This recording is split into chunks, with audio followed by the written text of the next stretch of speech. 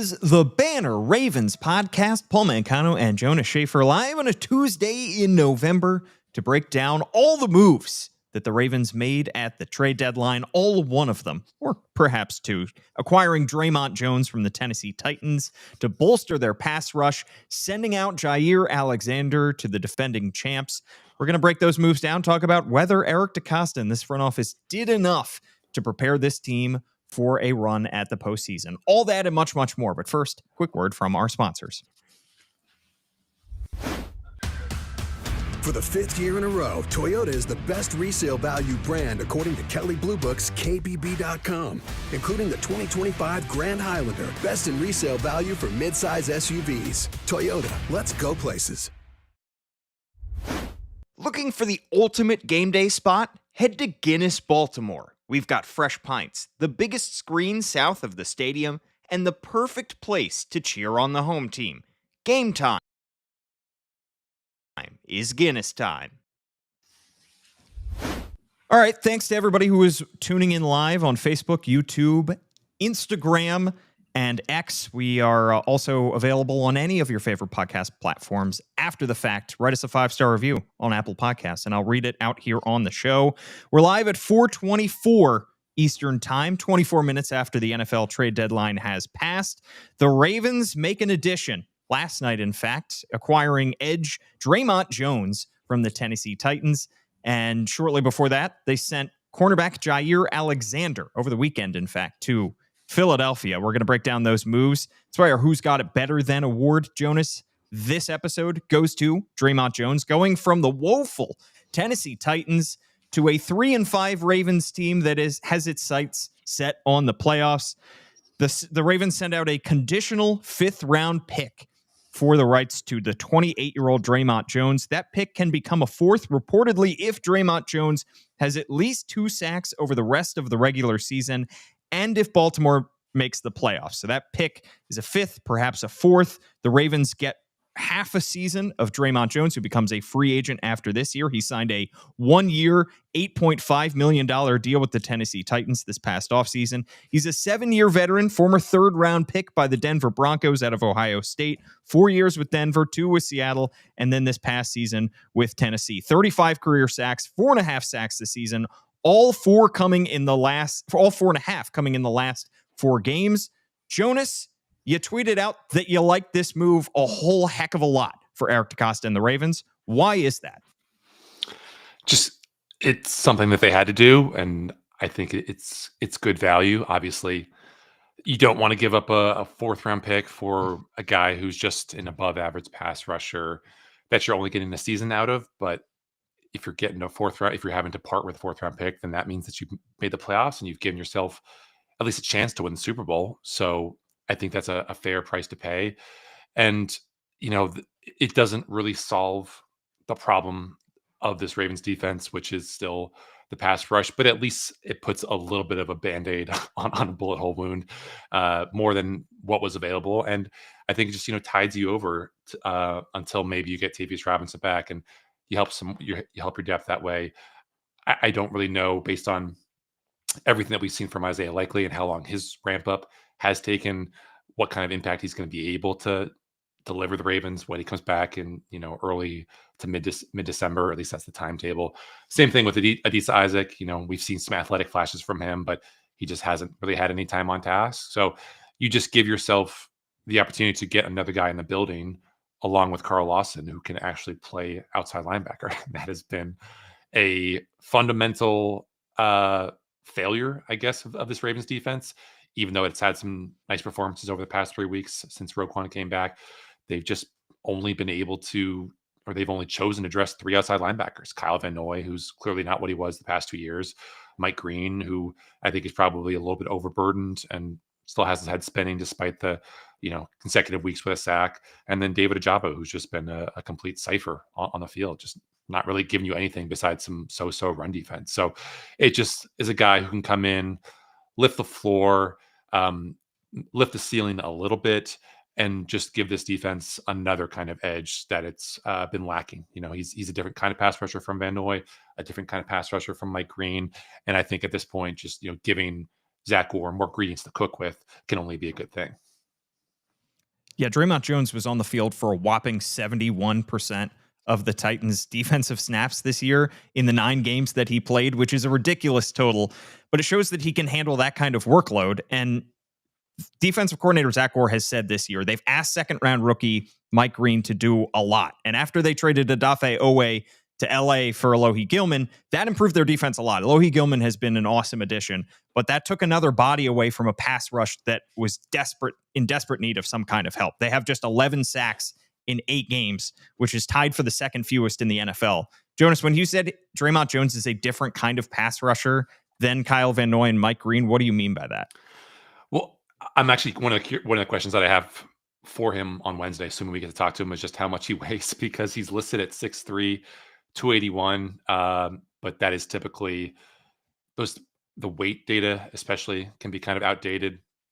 And I think I saw some reports last night that he's dropped weight and added weight and dropped weight again, just to kind of fit the different schemes that he's bounced around in. Obviously, before Tennessee, he was playing with Mike McDonald and that Seattle defense last year. So the 281 would be suggestive of a guy who could be more reasonably expected to line up on the inside, which he did at Ohio State and which he did earlier in his career. But for the past couple of years, he's been playing pretty much exclusively on the edge. But he still has that heft and size and strength to be the speed to power guy who can, once he gets his hands on your chest and beats away the arms, can knock you back. And we thought that Tavius Robinson would be a guy who could do that.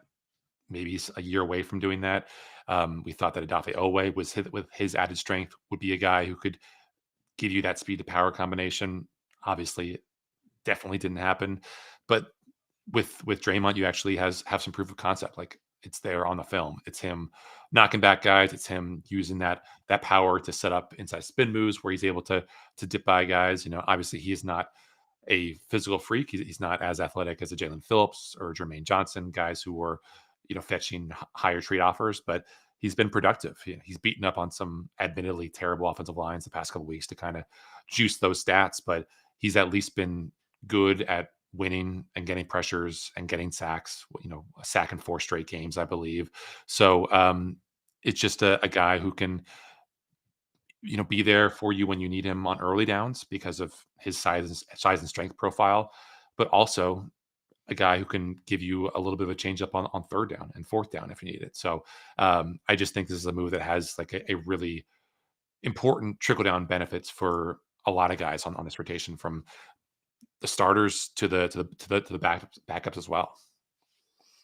Yeah, the 19 pressures for Dre'Mont Jones this season are 4 more than the leading pressure getter for the Ravens, who's Travis Jones this season. So that tells you just kind of what impact he can step in and have immediately. And this pass rush was by far the biggest need for the Ravens coming into this trade deadline. Getting somebody who can just relieve a little bit of the burden from everybody from Mike Green to David Ojabo to try to keep him off the field as much as possible, to Kyle Van Noy, who, as you said, Jonas, is finally showing some signs of age this season. This pass rush is going to have to be massively overhauled after this season, pretty much no matter what. I mean, you can count on one hand the number of guys that you feel good about going into next season at outside linebacker. Mike Green is one of those guys, but beyond that, Kyle Van Noy's on an expiring deal. There's not going to be a whole lot there that you're going to feel great about. Maybe Tavius Robinson, after he recovers from his injury, is going to come out in the final few games of the regular season and potentially into the playoffs and make a massive difference for this team. Maybe Adisa Isaac, the former 3rd-round pick, is going to be somebody who steps up as somebody who's missed a lot of time in his first year and a half with injury. So you're counting on a couple guys internally to help, but Eric DeCosta had to get somebody. And the fact that Kyle Hamilton has been your best pass rusher for the last few weeks since he's moved up closer to the line of scrimmage since they acquired Alohi Gilman, that's not a good situation any team should have, despite the fact, Kyle Hamilton is great.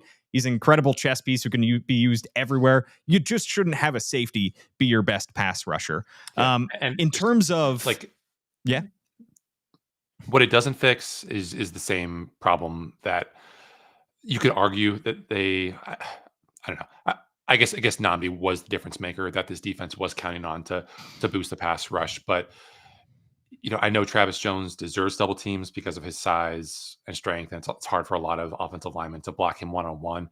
But you just look at if the Ravens are shooting for a Super Bowl, which obviously they are, even though they didn't want to overpay for any pieces that might put them over the top at this deadline, you just look at like the recent list of Super Bowl champions, and basically the past 6 years, I think you could probably stop at the 2018 Patriots has had an alpha as a pass rusher. The Eagles last year, Jalen Carter, Milton Williams inside. The year before, the Chiefs always have Chris Jones. Chiefs the year before, Chris Jones. 2021 Rams, they had Von Miller. Tampa Bay Bucks the year before, they had Shaquille Barrett, and just a lot of really important pieces up front. And it's hard for me, barring a leap from Travis Jones, barring a leap from Mike Green, to imagine the Ravens having anyone that gets close to that level of a guy that you just absolutely need to double team on a 3rd and 6. So maybe with the creativity of this Ravens defense and Kyle Hamilton and Roquan Smith, and having certain guys be blitzers from unexpected spots, you can make up for that lack of just high pedigree talent.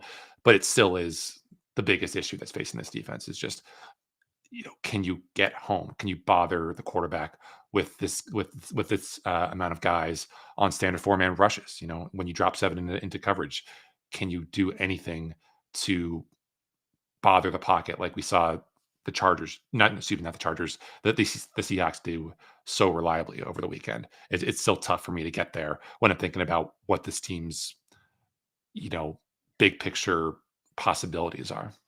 Yeah, the last couple of years, it's been kind of pass rush by committee. I mean, the years for Mike Macdonald, he was able to come up with these bespoke blitzes where he's got all kinds of guys like Kyle Hamilton and Roquan Smith blitzing the quarterback. And Kyle Van Noy had this late career resurgence that nobody expected in Baltimore. But there wasn't really an ace up the sleeve for Mike Macdonald, unless you include Nnamdi Madubuike, who had that incredible 13-sack season in Mike Macdonald's final year. And then last year, you had a couple guys in Kyle Van Noy and Odafe Owe hit double-digit sacks. But again, neither of those guys was reaching superstar levels. Neither of those guys was, I say Micah Parsons. Micah Parsons is really one of one, but really a superstar level edge rusher. And what the Ravens didn't do, Dre'Mont Jones absolutely brings a lot of experience, a lot of pass rush juice to this defense. But what the Ravens didn't do is go out and get a superstar edge rusher. They didn't get a superstar pass rusher in general. There weren't too many of those guys traded at the deadline. There was one superstar defensive lineman traded at the deadline. That was Quinnen Williams, who was traded from the New York Jets to the Dallas Cowboys in exchange for reportedly a 1st-round pick and a 2nd-round pick. Quinnen Williams, an all-pro in 2022, a 3-time Pro Bowler. He signed through 2027, and he's got a lot of money due in those next 3 seasons. But Jonas, we talked about the impact we've ad nauseum about Nnamdi Madubuike on this defense. He's out for the year with a neck injury. We don't know what his long-term prognosis is. I'm sure the Ravens have a much better idea as to whether he will ever play football again. But you look at one $98 million defensive tackle who is currently sitting on your injured reserve, and you look at another $96 million defensive tackle who just got traded. Should the Ravens have made a play to try to get Quinnen Williams to replace Nnamdi Madubuike? I mean, I'm sure they were in the market for it. How serious those offers are, we do not know as of right now. But another thing that I should add, and just the reporting around all this, and I don't know how much this would have really mattered if the Jets would have taken a less good offer just to stay on Quinn's good side and his agent's good side. But I think around the time this news broke, I believe SNY, which covers the Giants and the Jets, reported that Quinnen wanted to go to Dallas, so he obviously got his wish, and so did Jerry Jones apparently. I don't know if the Ravens would have been able to beat that somehow, or if it was always going to be Dallas because of the wishes of Quinnen Williams and because of obviously the hefty offer that they got. But that's just something to consider as we kind of ruminate on what could have been for the Ravens and Quinnen Williams. But the fact of the matter is, the Ravens, if we expect them under Lamar to be a team that's regularly making the playoffs, and if not making the playoffs and getting awfully close, then they're not going to be picking in the top 20 anytime soon, unless they get another team's 1st-round pick that ends up being a very, very useful, valuable 1st-round pick. So the kinds of success stories that we've seen from a Nnamdi Madubuike, who was a 3rd round pick, and turn into a guy who's, would become a perennial Pro Bowl selection. They're few and far between. So to make an offer for Quinnen Williams gives you some certainty in terms of the production that you get when he's on the field. He's definitely a high value pass rusher. Yeah, I think I saw just before we hopped on, like no one has beaten more double teams in the NFL over the past couple of years than Quinnen Williams. I know this Jets season as a whole has just been a complete disaster, and despite having a resurgent Brandon Stevens and Quinnen Williams and Quincy Williams and Sauce Gardner outside, this has just been a woefully underperforming unit.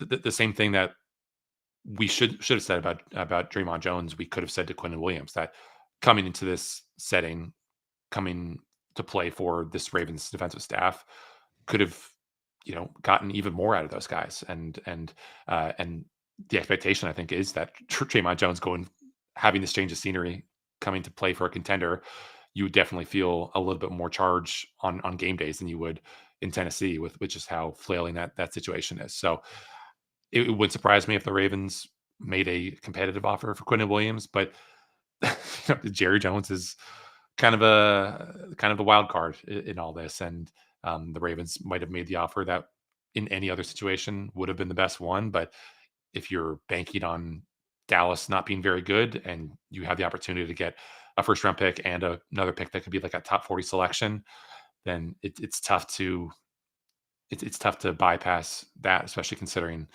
just how low a Ravens 1st round pick and 2nd round pick might be once Quinnen Williams joins that team. Yeah, and once Lamar Jackson is ideally fully healthy for the second half of the season, the Ravens' prognosis is a whole lot better than the Cowboys' prognosis for the rest of the season. So for sure, that Cowboys pick probably looks a whole lot more enticing to the Jets than it does the Ravens pick. But and a first and a second is a whole heck of a lot to give up for any player. I mean, the most that we've seen Eric DeCosta give up at the trade deadline is the 2nd round pick for Roquan Smith. But if he feels like the player is worth that level of draft compensation, as we've seen, he will pull the trigger on that. I just had a hard time believing he was ever going to trade a 1st round pick and a 2nd round pick in the middle of a season where your team is 3-5. As much as you believe, and they publicly believe, and I'm sure privately believe, this team is poised to go on a second half run, they are 3-5. And of all the seasons to look for a final superstar piece to push yourself over the edge, this is probably not the one.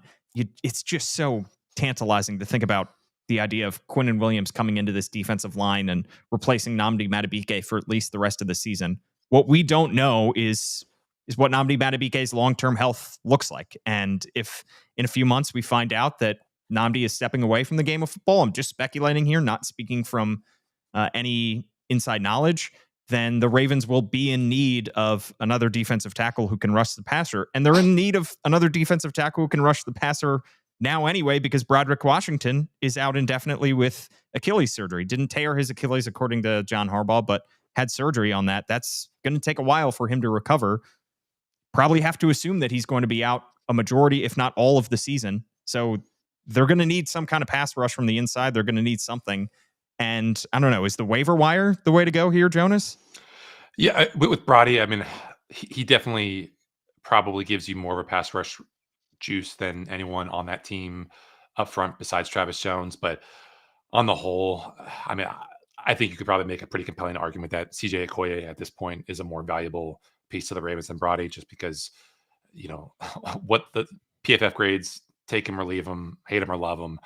I think generally they are directionally accurate. Like the guys at the top of PFF grades tend to be the best in the league, and the guys at the bottom tend to be the worst. And they had Brody for over his first 3 games as the worst run defender in the NFL. And considering what the Ravens did against the Bills, considering what the Ravens did against the Lions 2 weeks later, and just how overmatched he was against all manner of blocks, probably a relatively accurate gauge of his ability there. It's surprising because I thought Brody over his first couple of years in Baltimore was a solid run defender. Like the Ravens took him based on not on any pass rush traits, but on what he showed at Texas Tech as a guy who could be a solid 3 tech, solid 5 tech, and for whatever reason that maybe it's the injuries that really hasn't come to fruition. But yeah, I mean, like I think that they need to find a way to stabilize the trenches on offense and defense. I mean, you're a high ankle sprain away for Travis Jones or John Jenkins from being unbelievably thin up there. I mean, just like the fact that Taven Bryan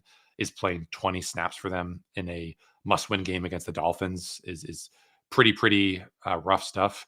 So we'll see who becomes available. I think it's usually toward the end of November, start of December when you start to see these guys who, uh, feel the clock ticking on their career a little bit. And, think back to Terrell Suggs asking out of, I think, Arizona, 5 years ago or so at this point. And everyone linked him to the Ravens because the Ravens, I think on that 2019 team, it would have been perhaps, maybe it was 2021, had a need for a pass rusher, and Suggs wanted to play for a contender, and they were just unfortunately so good that they couldn't get him before the Chiefs claimed him. So the fact that the Ravens are now looking at this waiver wire process as a 3-5 team, and they won't have the chance to even get above 500 for another 3 weeks, means that if anyone becomes available, a vested veteran asks for their release, the team grants it, then they will be, in a relatively good position to claim a guy before he becomes available to a team like the Colts or the Bills or the Chiefs.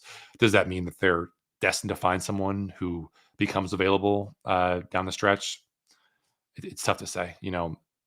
I think offensive line will probably be harder to find than defensive line just because so many teams just want to keep their quarterback protected, even if they're bad ones.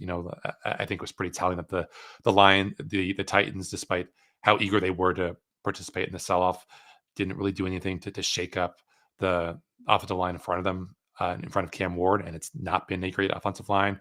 I don't think that kind of imperative will lessen over the next month or so, because a quarterback's health should be the most important thing that these franchises care about. And you could obviously argue that the Ravens have been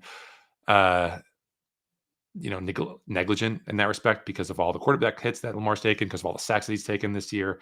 But there's definitely a possibility that a veteran who wants to get the hell out of Dodge and play for a contender is granted his release and becomes potentially available for the Ravens. But then that just goes into the whole matter of like, can the Ravens onboard him quickly enough where he's actually a productive starter during the season, or does he just become a depth piece? Right. And would the Ravens view that guy as an actual upgrade over the guys that they have in-house? Because I think to think that the Ravens were going to go out there and trade for somebody to replace either of their guards, Andrew Voorhees or Daniel Faalele, I think would be to ignore everything that Eric DeCosta and John Harbaugh has said about those two guys for months, even years now, going back to last season. And sometimes you can do that. Sometimes you can ignore what the GM and head coach have to say, because sometimes they're just flat out lying or misdirecting. But they continue to show belief in Andrew Voorhees and Daniel Faalele, and they have been given opportunities to go out and replace these two guys, and they have not taken them.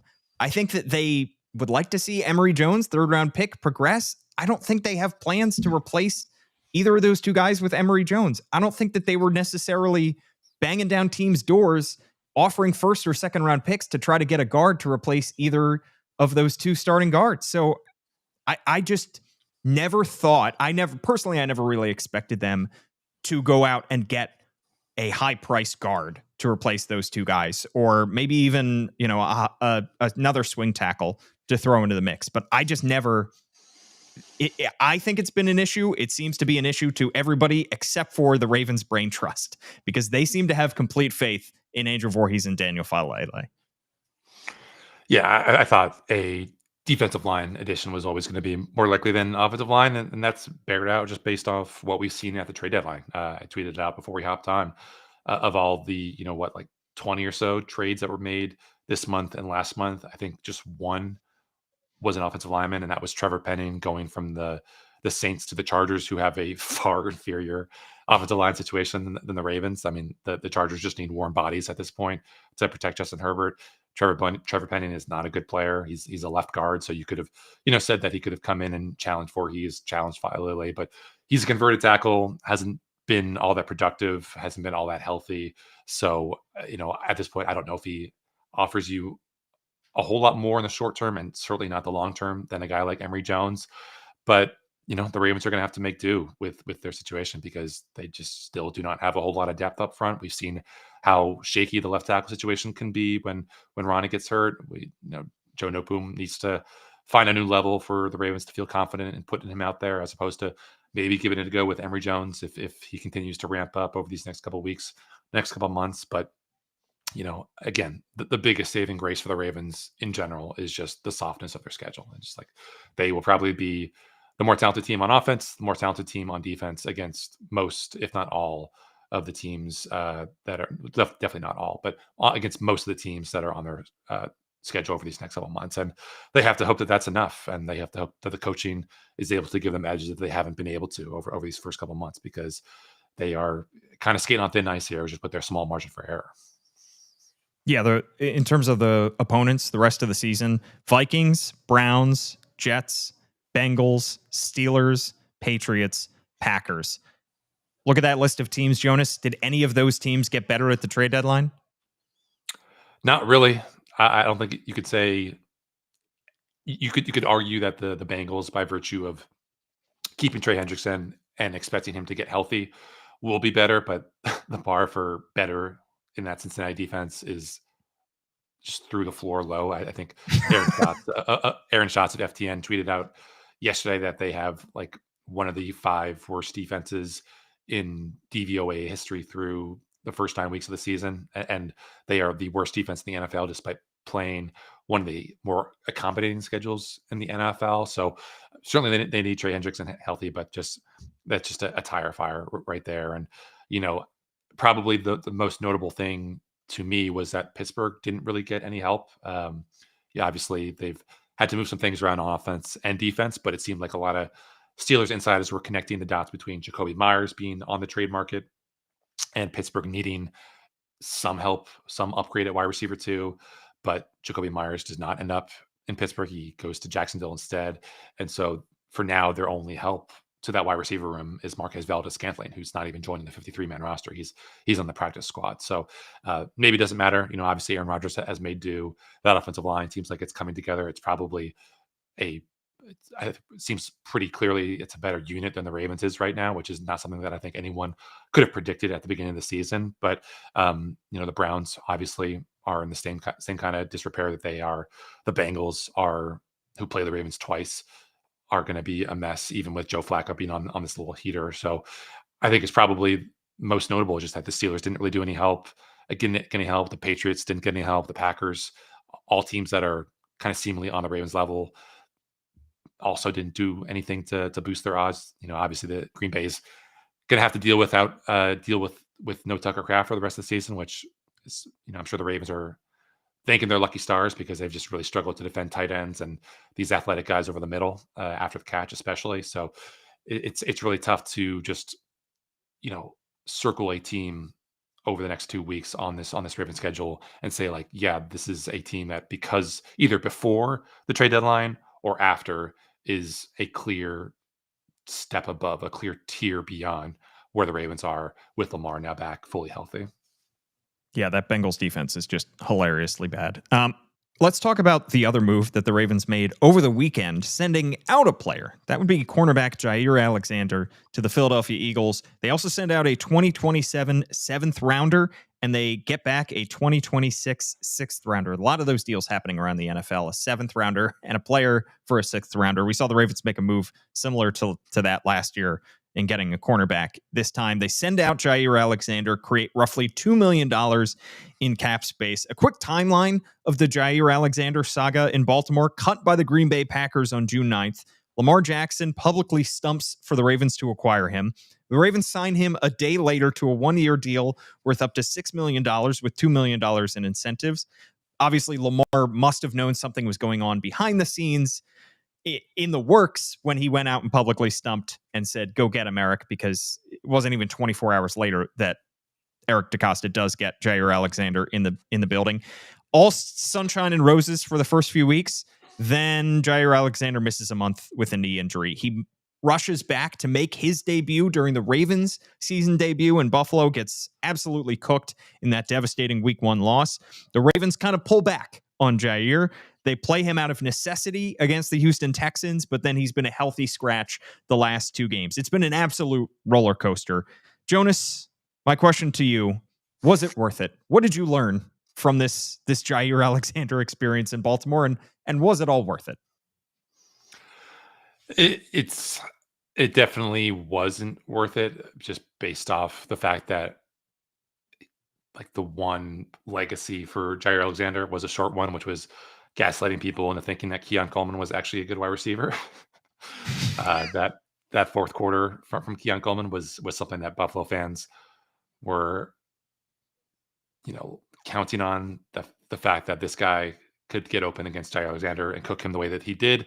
Obviously, we have seen some evidence that Keon Coleman is not the wide receiver that we thought he was, nor is Jaire the cornerback that we thought he was in camp. And, he was making plays in camp. He was getting his hands on the ball, but he was also, getting beat occasionally downfield. And you kind of wondered, just did he have that same gear that he did pre-injury?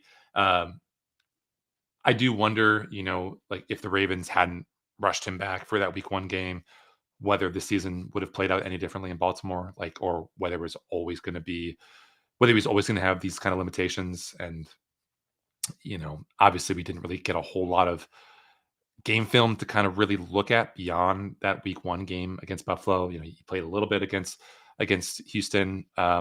But everyone on that Ravens defense got cooked in that game. So you didn't want to really put it too much on him, but I'm curious to see just how well he does in Philly, because obviously I think Ravens fans are a little bit on edge right now with seeing Adafe go to LA, have the nice start to that Chargers career that he's had, even though, if I could have a mildly hot take, like he's not really doing anything too differently from what he's doing in Baltimore. Like his win rate on true pass sets is almost exactly the same as it was to start his Ravens career. He's just getting home. And that was something that he couldn't do in Baltimore. And whether that's a coaching trait or just the sheer bumps and, the highs and lows of variance, it's tough to know. It's impossible to know.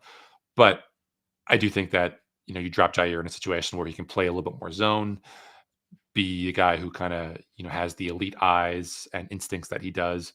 It would surprise me if he becomes a guy who, plays regularly for the Eagles and gets a couple more sacks, a couple more interceptions this season. But it could also be a situation where he's another guy on that hamster wheel for the Eagles cornerback room and just isn't really able to find anything more than, a nickel or dime roll, in the same way that he was really only playing in Baltimore when the Ravens had 4 cornerbacks on the field at once. So, I guess the best thing that you can say about the Ravens and their involvement with Jaire was that it didn't really cost them too much to get into business with him. But considering just how thin their margins are and where they spent their money in free agency and what they could have done instead, it definitely does feel like a pretty notable failure for this Ravens front office. Yeah, I mean, the 6th round, 7th round pick swap is basically just the Ravens looking to offload him for absolutely anything. Quite frankly, after the first time he was a healthy scratch in, week 7, I thought there was a good chance that he was going to be cut after that game. And it was clear that the Ravens were holding on to him to try to get something from another team for him. And they were able to find a team that was desperate enough to take him off their hands. But this just can't leave anybody with a great taste in their mouths, because John Harbaugh, talked about how much good football there was left in Jaire Alexander after he was slowly rehabbing back, and it just never came to fruition. I mean, TJ Tampa was getting snaps over him. It was no competition really between Jaire Alexander and Chidobe Awuzie in camp, obviously, because Jaire missed a massive portion of it. But we knew that the risks coming in. We knew the risk was this guy's going to miss a lot of time with injury. But we thought when he was going to be on the field that he was going to play very well. Maybe not quite his former Pro Bowl self, but we thought that he was going to be a shutdown corner, and it was just a matter of keeping him healthy. Problem is, when he was healthy, he wasn't even that shutdown corner. So everybody moves on. Yeah, and this is kind of a situation where I think we put our hands up and say we messed up, because one of the I'm now remembering that actually I think this might have happened like the day that Jaire kind of first missed his first practice. But back in early August, we polled a bunch of multiple of our media members who we thought was going to be, or who they thought was going to be the third starting cornerback after Marlon, after Nate Wiggins. And obviously the only two options were Jaire and Cheeto. And Cheeto had played well. Jaire had played well. I think Jaire had made more splash plays, but because of his name brand, because of those highlights he'd been making, and just because I think probably of some of the aura around him and Lamar, the overwhelming response was that, oh yeah, Jaire is going to be the third starter. It was 17 votes for Jaire, 4 for Cheeto. And I think I might have actually been one of the 4, because I was like, are we sure about this? Like, do we really trust Jaire with him coming back so soon from a season-ending knee injury, and just the state of his medicals in general? And lo and behold, like, Cheeto was that week 1 starter for all intents and purposes. Like, Jaire only played when the Ravens got 4 defensive backs on the field, and they only got four defensive backs on the field because they were so eager to protect their secondary when the Bills went to that hurry up offense to try and successfully do come back in that fourth quarter collapse for the Ravens. So it's just a situation where I guess you got to be a little bit more vigilant the next time about being realistic with where these guys are, how they fit, what we can learn from their prior stops. Not that Cheeto was coming into Baltimore with his own clean bill of health, but it's pretty galling to just look back and see how sure everyone was that Jaire was going to be a smash hit in Baltimore, and he really only had significant snaps in 2 games this season before he ends up getting traded for just basically nothing in terms of draft value. Yeah, I mean, he's still only 28 years old. I think that was part of it. I think we were looking at the fact that he hadn't yet hit the cliff that a lot of cornerbacks hit at 30 years old. We're looking at his age. We looked at the fact that he was due a lot of money in Green Bay, and that was maybe part of their decision to cut him. The fact that he, in the past, had been suspended by the team. Like, maybe there were just a lot of surrounding circumstances, and he just needed a clean start to be able to come to Baltimore, and it just didn't work out. All right. On the other side of another quick break, we're going to talk about the release of one of the Ravens' former draft picks. We'll be right back. For the 5th year in a row, Toyota is the best resale value brand according to Kelley Blue Book's KBB.com, including the 2025 Grand Highlander, best in resale value for midsize SUVs. Toyota, let's go places. Looking for the ultimate game day spot? Head to Guinness, Baltimore. We've got fresh pints, the biggest screen south of the stadium, and the perfect place to cheer on the home team. Game time is Guinness time. All right, Jonas, let's talk about Sanusi Kane, who was just released by the Baltimore Ravens, former 7th-round pick. Didn't start over rookie Ruben Lowry in the game against the Texans, that game where everybody on the defensive side of the football was injured. That was kind of a sign that the undrafted free agent rookie Ruben Lowry was getting a shot over him. That was a little bit of a canary in the coal mine there. Fell behind Keandre Jackson in the special teams pecking order. And if you are a reserve safety who is not contributing on special teams, that's also kind of the writing on the wall. But the Ravens are probably going to hope that he sticks around on the practice squad, but Sanusi Kane out the door. Yeah, obviously they really like Keandre Jackson, who's become a guy on special teams that the coaches really value, that the players really like. And it's, again, special teams is not sexy. Let's just start there, but it matters. And the fact that Kane had gone from a core special teamer to a guy who they saw as expendable because of the fact that he hadn't been playing these past 2 games. I think just like with Jaire, probably the writing was on the wall with this one. They're running out of roster space for these guys. I wonder, are they really going to keep 3 quarterbacks on this team if push comes to shove and they need to make another move to get a guy? Like, could Cooper Rush be the next guy to be the kind of surprise but not really cut candidate for this team? But big picture, I think it just goes back to that 2023 draft class, or 2024 draft class, excuse me, and how if you are going to be the Ravens and sign all these stars to these huge deals, and you're not going to have the kind of money to sign more than a couple, Nuke Hopkins to these small to mid-level deals, then you're going to need to find starters and contributors in these 8 to 10 to 12 player draft classes. And so far, the only real like above average draft find that they had in that 2024 class was Nate Wiggins.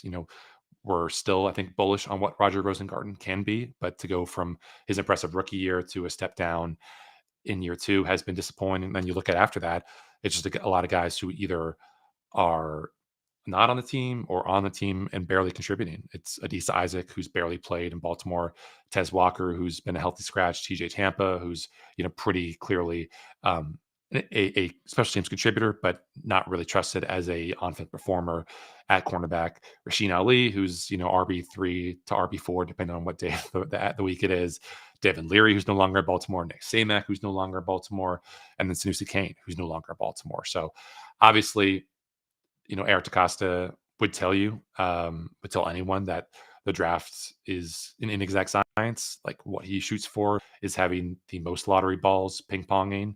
And the hope is that enough will, turn up with his number that he can build this team the way he wants with enough talent. But, you're going to have some years where you just strike out a lot more than you get on base. And, you think back to Daniel Jeremiah, and I think his long-held belief for what makes a successful draft class is finding 3 starters from each draft class. That is the barometer for did you do well in a certain year. And right now the Ravens are, I think, probably sitting at 1.5, and that's just not going to be a sustainable rate for the Ravens if they want to, kind of get themselves out of the situation that they're in right now and lift themselves back into the kind of 10 to 13 win range that we've been accustomed to them being in. Yeah, I mean, that might be the barometer for the average team, but we also have to caveat that with the fact that the Ravens were picking 30th in that draft. So 30th pick in the first round, 62nd pick in the second round, 93rd overall. I mean, they were certainly loaded up on picks that year, in part because EDC loves his compensatory picks. But as we've said before, compensatory picks are just a total crapshoot because they're really only in the 3rd, 4th, 5th, 6th, 7th rounds. I mean, that's the most that you can get for those guys. So anytime you're going past the 1st or 2nd round, you're just not going to have high odds of hitting on any of those guys. But we shall see. And we shall have a preview of the Ravens' upcoming game against the Minnesota Vikings on Thursday as the Ravens look to get to 4-5. We'll have plenty more on thebanner.com, where you can subscribe $1 for 6 months. Shout out to the Banner.